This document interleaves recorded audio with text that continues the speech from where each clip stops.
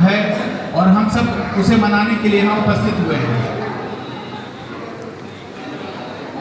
यह दूसरा अवसर है जब मैं इस मौके पे यहाँ आमंत्रित किया गया हूँ और कुछ कहने का, आप लोगों से बातें करने का अवसर मिल रहा है। पिछले साल मैं बदरपुर गया था और वहाँ पर इस अवसर पे अपने विचार व्यक्त कर पाया था। बहुत अच्छी बात है कि हम सब इकट्ठा होते हैं पूरे देश में और बाबा साहब भीमराव अम्बेडकर के प्रति अपना सम्मान व्यक्त करते हैं, उनके तस्वीर पे पुष्प अर्पित करते हैं और जय भीम के नारे भी लगाते हैं। लेकिन मेरा मानना है कि बाबा साहब का जीवन नारों एवं तस्वीरों से कहीं आगे था और ये ध्यान रखें कि कहीं उनके जीवन का संदेश केवल नारों और तस्वीरों में खोकर न रह जाए और जो उनके जीवन का सच्चा संदेश था वो हम सब अपने जीवन में अपनाएं और हमारे राष्ट्र में उनके संदेश को उचित जगह मिले, ये देखना आवश्यक है। आप सब जानते हैं, फिर भी मैं कुछ बातें दोहराना चाहता हूँ कि बाबा साहब भीमराव अम्बेडकर के जीवन से हमें क्या सीखना चाहिए। ये हम सब जानते हैं, कहने की आवश्यकता नहीं है कि वे हमारे देश के संविधान के जनक थे।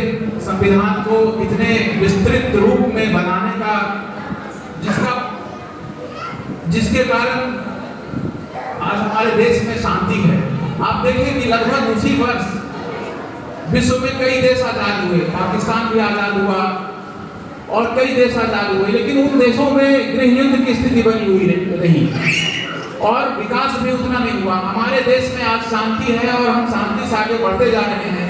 उसका एक बहुत बड़ा श्रेय ये है कि हमारे देश को ऐसा इतना अच्छा संविधान बाबा साहब भीमराव अम्बेडकर ने बना कर दिया, जो एक दूरदर्शी थे, जिसमें उन्होंने इतने विविधताओं वाले देश के सारे वर्गों को किस प्रकार लगे कि ये हमारा देश है और किस प्रकार सबको आगे बढ़ने का मौका मिले, सबको सबके अधिकारों की रक्षा हो, तो ये उन्होंने देखा और उसका परिणाम है कि आज हमारा देश उत्तरोत्तर आगे बढ़ता जा रहा है। इसके लिए हम बाबा साहब भीमराव अम्बेडकर के ऋणी हैं। लेकिन भाइयों एवं बहनों, मैं ये बताना चाहता हूँ कि उनके जीवन से सबसे बड़ी बात जो हम लोगों को सीखनी चाहिए वो ये है कि उन्होंने अपने जीवन में शिक्षा को बहुत बड़ा स्थान दिया।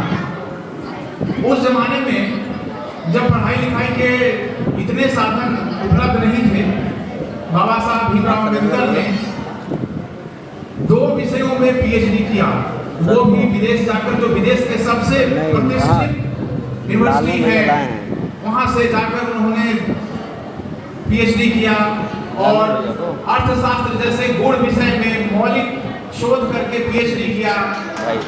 ये सब तब जब वो समाज के लिए भी अपना जीवन में उछावर करके रखते थे और हर समय अपना समय दूसरों के लिए देते रहते थे।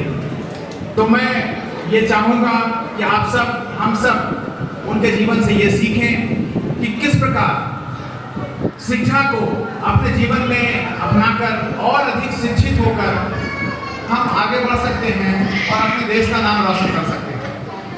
धन्यवाद।